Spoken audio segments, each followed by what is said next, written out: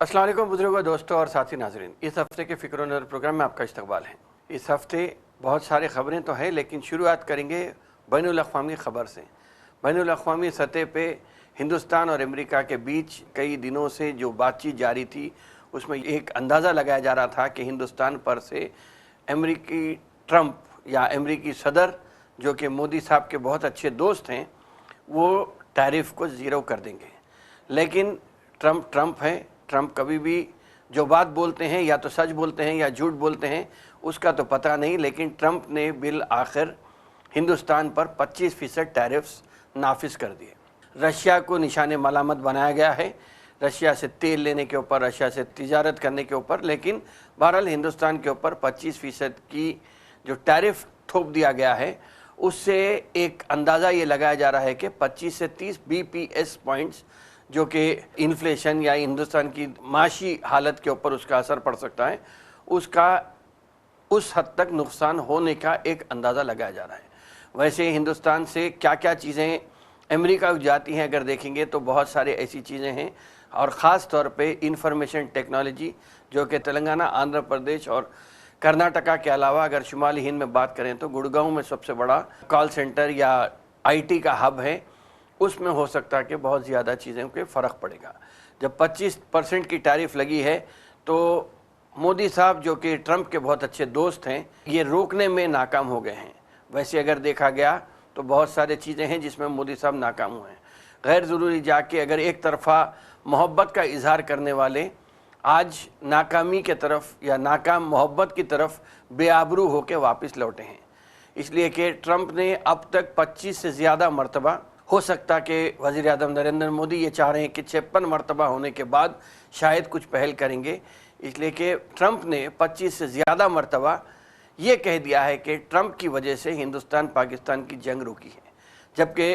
Prime minister parliament में ये कहते हैं कि किसी तीसरे फरीक की इसमें मदाखलत की वजह से जंग रुकी है। बल्कि लेकिन मोदी साहब ये भी कहने से रुक गए हैं, जो कि मुतालबा Rahul Gandhi leader of opposition का ये मुतालबा था कि आप अगर तीसरी फरीक की वजह से जंग नहीं रोके हैं, अपने फ़ैसले पर आप अटल हैं और अपने फ़ैसले की वजह से आप जंग रोके हैं, तो फिर आप सदर अमेरिका डोनाल्ड ट्रंप को झूठा करार दीजिए। लेकिन वो भी नहीं हुआ। अब 25% टैरिफ के बाद भी जो हिंदुस्तान की मईशियत को जो नुकसान होने वाला है, बल्कि हिंदुस्तान की मईशियत, अब अगरचे कि ये कहा जाता है कि सबसे बड़ी मईशियत है, बहुत ज़्यादा कारोबार हो सकता है, सबकी नज़र हिंदुस्तान की मईशियत पे, लेकिन अमेरिकी अहदेदार, अमेरिकी सदर ने यह भी कह दिया है कि इंडियन मार्केट डेड इकॉनमी है। मतलब हिंदुस्तान की मईशियत पे बहुत ख़तरनाक इसके असरात साबित हो सकते हैं। पार्लियामेंट में ये देखने को मिला कि leader of opposition Rahul Gandhi जिस तरह अपना जारहाना मौक़िफ़ बरकरार रखे थे, उसी तरीके से उनकी बहन भी तजुर्बेकार सियासतदान के तौर पे अपनी तकरीर में हर जुमले पर, बल्कि ख़ास तौर पे भारतीय की जो बात हुई है या भारतीय की जो बात हुई है, मैं समझता हूँ कि बहुत ज़्यादा हुक्मरान जमातों के लोगों के सीनों पर सांप लौटे हैं।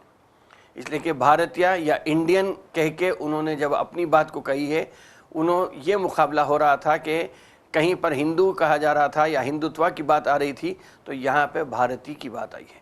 भारतीय की बात लेकर ये बताने की कोशिश हुई है कि हम हिंदुस्तानी हैं और हम किसी से डरने वाले नहीं हैं, बल्कि जुर्रत ये हो सकती थी कि जिस तरह इंदिरा गांधी ने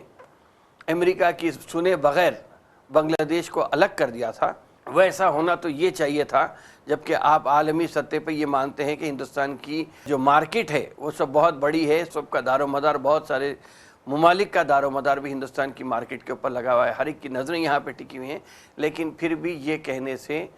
ना नरेंद्र मोदी आगे बढ़े, ना उनके कोई रुफ़ा भी इसके ऊपर कुछ बात करने से रोके नहीं। अलबत्ता अपोजिशन में अगर देखा गया तो सबसे ज़्यादा LOP राहुल गांधी, उसके अलावा उनकी बहन प्रियंका गांधी और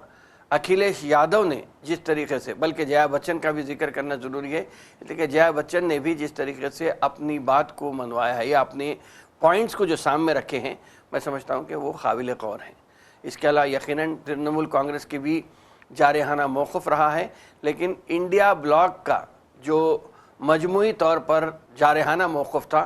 वो मैं समझता हूँ कि ट्रेजरी बेंचेस के लिए काफ़ी परेशान कुन बना है। اس کے علاوہ اگر ہم بات کریں گے تو ایک جو بڑی چیز ہوئی ہے وہ بلکہ ایک شعر ایسا ہے کہ میرا قاتل ہی میرا منصف ہے، کیا میرے حق میں فیصلہ دے گا، یا یہ ہو سکتا ہے یا یہ بھی ہو سکتا ہے کہ جس کی لاٹھی اس کی بھینس۔ اس پہ اگر ہم بات کریں گے تو ابھی اسی ہفتے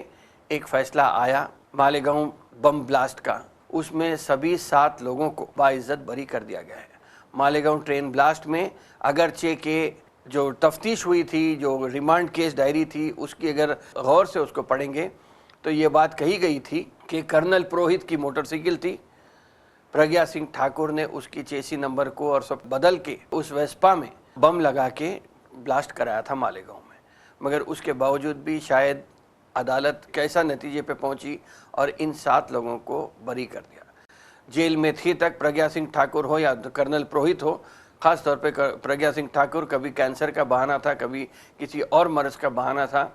تو بہرحال ان سب چیزوں کے بعد بالآخر ان لوگوں کو راحت ملی، لیکن مالیگاؤں کے جو لوگ تھے ان کے ساتھ شاید ہو سکتا کہ وہ ابھی بھی وہ لوگ انصاف کے منتظر ہیں۔ مالیگاؤں بلاسٹ کے بعد بہت ساری تبدیلی ہندوستان بھر میں، ہندوستان کی سیاست میں آئی تھی، لیکن اس کے باوجود آپ فیصلہ آنے سے میں سمجھتا ہوں کہ بہت سارے لوگوں کو ایک اپنے جس طریقے سے جس ڈگر پہ وہ لوگ ٹھہرے ہیں کافی شاید مایوسی ہوئی ہے۔ دوسری بات یہ ہے کہ تلنگانہ میں تقریباً 10 سے زیادہ لوگ BRS چھوڑ کر ارکان اسمبلی کانگریس میں شمولیت اختیار کرنے کی بات آئی تھی، وہ کافی دن تک فیصلہ اسپیکر کے پاس تھا، اسپیکر سے بعد BRS نے سپریم کورٹ کو گیا تھا، لیکن سپریم کورٹ نے جس طریقے کا فیصلہ دیا ہے وہ میں سمجھتا ہوں کہ کانگریس کے حوصلوں کو بھی بلند کرتا ہے، اس لیے کہ کانگریس پارٹی جب 2014 کی بات جب ہے تو جب کانگریس کے جو MLAs تھے ان کے اوپر بھی جو پوچنگ ہوئی تھی یا ان کے لوگوں کو جو کھینچ لینے کی بات آئی تھی اپنی طرف، BRS نے وہ کام کیا تھا 2014 میں اور 2018 میں،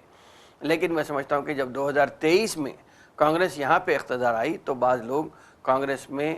شامل تو نہیں ہوئے لیکن آ کے چیف منسٹر سے ملے ضرور تھے، تو شاید اس کے اوپر یا ان کی وفاداری کو تبدیل ہوتا دیکھ کر BRS نے کافی نکتہ چینی کی، BRS نے عدالت کا دروازہ کھٹکھٹایا،